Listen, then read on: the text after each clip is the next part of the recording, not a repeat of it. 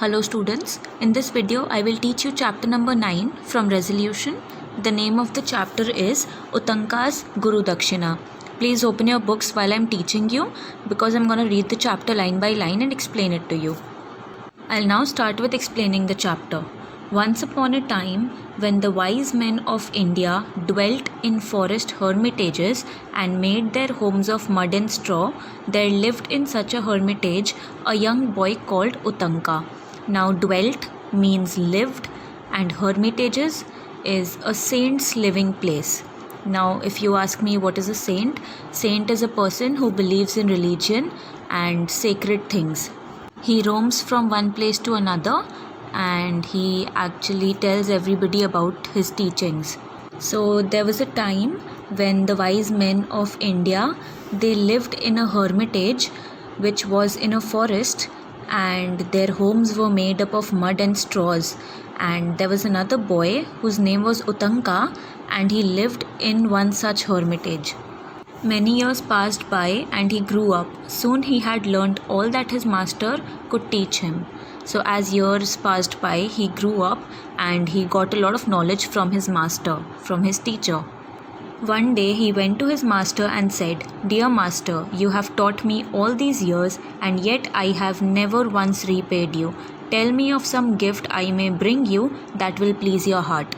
So one random day, Utanka approaches his master and asks him what does he want as a gift, because even though he had received knowledge for all these years, he had never repaid the teacher with anything. His teacher said, "Child, there is nothing that I desire. Go to your mistress and ask her." So the teacher responds that there is nothing that he wants. He should actually go, Utanka should go and ask the mistress. Mistress was the lady teacher. So Utanka went to his mistress and bowing low before her, asked her if there was anything she desired. Utanka listened to what the master said and went to the mistress and he bowed down in front of her, which shows respect, and asked her if there was anything that she desired. "Yes," she replied, "I have long cherished a wish to wear the earrings worn by the queen. Go to her and get them for me. In 4 days a feast will be held. I want to wear them on that day. Get the earrings for me and I shall know of your true devotion." So the mistress had ended up having a desire and she wanted those earrings that were worn by the queen. She had to attend a feast, a meal, a function that is going to be held in the next 4 days, and she wanted to wear the same earrings worn by the queen in that occasion. So she told the child Utanka to go and get the earrings for her, and if he actually safely brings it to her, she will know about his true devotion. Devotion means deep love. Utanka, hearing this, was filled with dismay. Dismay means sadness. Nevertheless, he set out through the forest to the city where he knew the king dwelt. Dwelt means lived. So Utanka was sad when he heard the desire that the mistress had, because he was not sure if he'll be able to do it or not. But still, he went through the forest to the city where the king lived. He had not gone far when he saw a huge bull coming towards him. As it drew nearer, Utanka saw seated upon the bull a man so large that he drew back in fear. So while he was on his way, he had seen that a bull was coming towards him, and the man who was sitting on the bull was quite huge. So Utanka got scared. But the man called out, "Utanka, drink this," and he held out a cup full of dirty water. Utanka turned his head away, but the man said, "Drink, Utanka, it will help you on your way." So when the man came nearer, he told Utanka to drink a glass which was full of dirty water. Utanka had first ignored, but the man again repeated, "Drink, Utanka, it will help you on your way." At last he came to the palace of the king. He boldly went inside and did not stop to look about him till he saw the king himself seated upon the royal throne. So Utanka had reached the palace of the king. He was not scared of anybody. He directly went inside and looked for the king until he found him himself sitting on his throne. "Sir," said Utanka, bowing low, I have come from a hermitage in the forest many miles from here. My mistress desires to wear the earrings of the queen on the feast day, and if I do not take them to her, I will lose favor in my teacher's eyes. So Uttanka bows down in front of the king and he tells him where he has come from. Further, he tells him that his mistress wants the earrings that is being worn by the queen. She wants to wear it to a feast, and if he does not take them with him, then he might not be able to fulfill the wish of a teacher, the only wish that she had wanted to be fulfilled. The king smiled kindly upon the boy. You must ask the queen, he said. Go to her chamber and ask her. So the king smiled politely and he told him to go and look for the queen because she will be the one who is going to give it to him. Uttanka went to the queen's chamber, but he could not find her. He went back to the king and said, Sir, I cannot find her. So Uttanka reached the queen's chamber and he could not find her. So he returned to the king and told him that she is nowhere to be found. The king looked at Uttanka as he stood there with the dust of travel upon his clothes and his hands and feet dirty and stained. Is that how you would go to the queen? He said. So the king had observed Uttanka now. He had dust on his clothes because of the journey, and his hands and feet were also dirty and they were stained. So the king asks if that is the condition in which he is going to meet the king. Uttanka felt ashamed. Washed and clean, he again went in search of the queen. This time he found her. So Uttanka was ashamed when the king questioned him like this. So he washed and cleaned himself and then he again looked for the queen, and this time he had found her. The queen held out her hand and Uttanka saw the earrings sparkling in her palm. You are a good child, Uttanka, she said. I give you the earrings willingly. But beware. These earrings have long been coveted by the Serpent King. Do not lose them. Coveted means eagerly wanted. So the queen had given the earrings to Uttanka and she told her that I am willingly giving it to you, but you have to beware, you have to be very careful with the earrings because there is a Serpent King who has been wanting these earrings for a long time, but he did not manage to get it, so you do not lose them. That is what was told to Uttanka by the queen. Uttanka thanked her and started for home. Started means left. Dusk was falling and he was tired. Dusk was falling means it was now evening, the sun had set and he was very tired. Leaning against the trunk of a tree, he rested, placing the earrings on the ground beside him. So he thought he's gonna rest for a while under a tree, and he kept the earrings beside him on the ground. Suddenly, he saw a hand snatch the earrings and disappear. He sprang to his feet and turned around in time to see a man dressed in rags running through the forest. Rags means torn and dirty clothes. So when he had kept the earrings beside him on the ground, somebody had snatched it, and just in time as Uttanka had turned around to see who it was, he saw that there was a man who was dressed in torn and dirty clothes and he was running through the forest. Uttanka ran after him as fast as he could when suddenly the man changed into a snake which wriggled into a hole in the ground.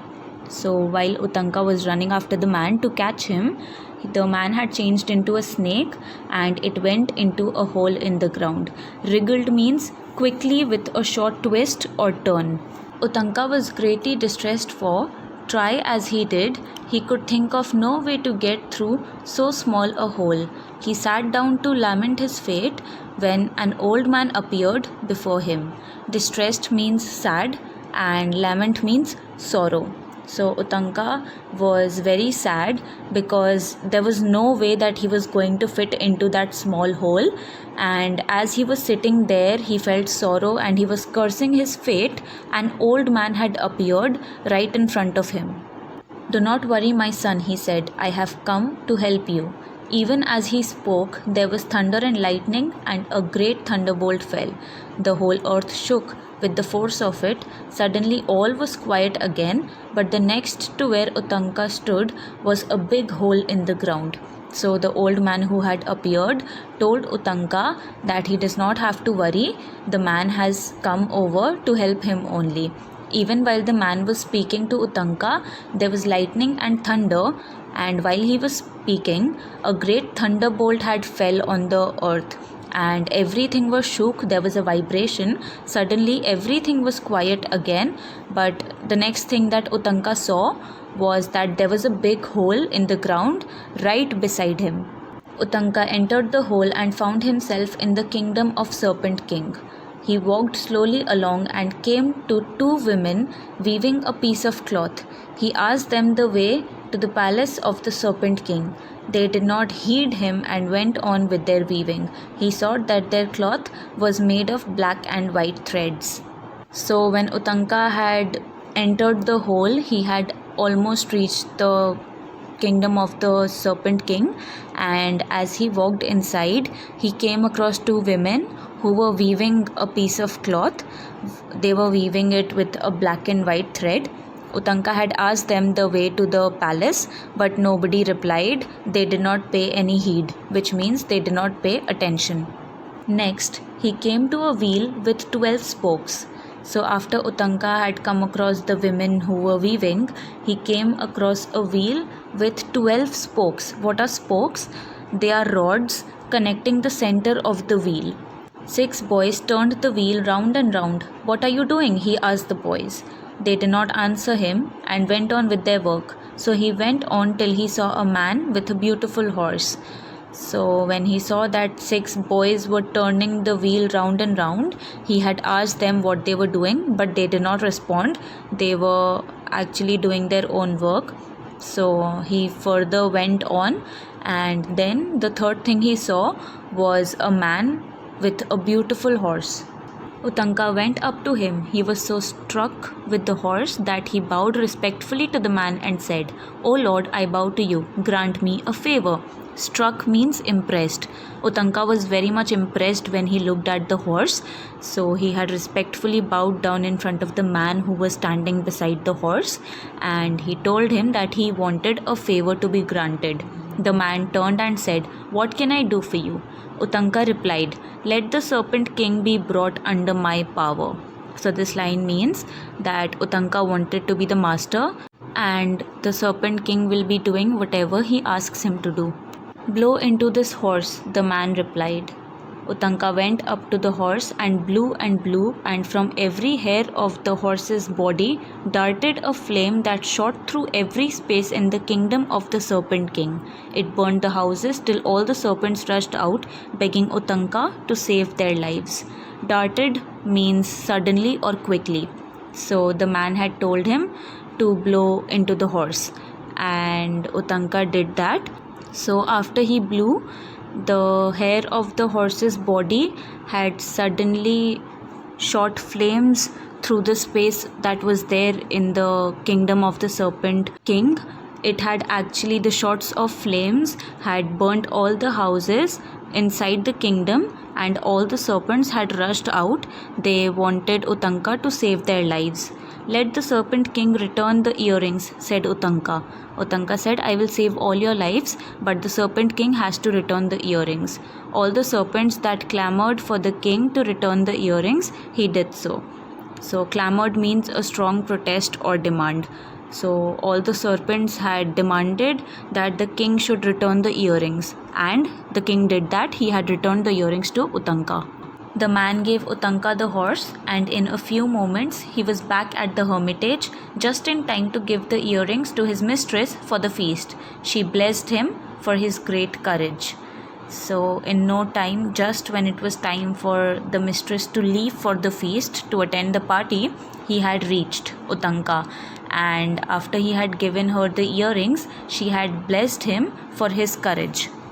When Uttanka related his adventures, his master smiled and said, so Uttanka had told everything that happened with him on the journey to his master, and the master had smiled after listening to everything and said, "The dirty water you drank, my boy, was ambrosia that will give you eternal youth." Ambrosia is a food of the gods, and eternal means lasting forever. So the master says that the dirty water that Uttanka had drank, it was ambrosia, it was a food of the god, and it will give you a lasting youth, a youth that will stay forever. The two maidens weaving the black and white threads are night and day. The wheel with 12 spokes is the year with its 12 months, and the boys the seasons. So the women who were weaving the black and white threads, black and white referred to day and night. The wheel with 12 spokes referred to a year, which means 12 months, and the boys were the seasons. The man was the god of rain, and the horse was the god of fire. You have been well looked after, my child, and deserve my blessings. So the teacher, the master says that on the journey, Uttanka was taken good care of and he deserved his blessings. Go into the world now, for great fortune awaits you. Further, the master says that you should now face the world because good things await for you. Thus, Uttanka, having fulfilled his duties, went into the world to seek his living. He was not as other men, for he knew that God had protected him. He had nothing to fear. So finally, Uttanka had fulfilled all his duties, and now he was going to face the world as he was now a grown up. And he was not like other men. He thought that he was truly blessed, and no matter whatever happens in life, God will always be there to protect him. So he can be fearless. He does not have to be scared of anybody or anything. So here the chapter comes to an end. I hope everything has been understood. In case there is any doubt, please clear it out from me. That's it for the chapter and the video. Thank you so much for the patience, all of you.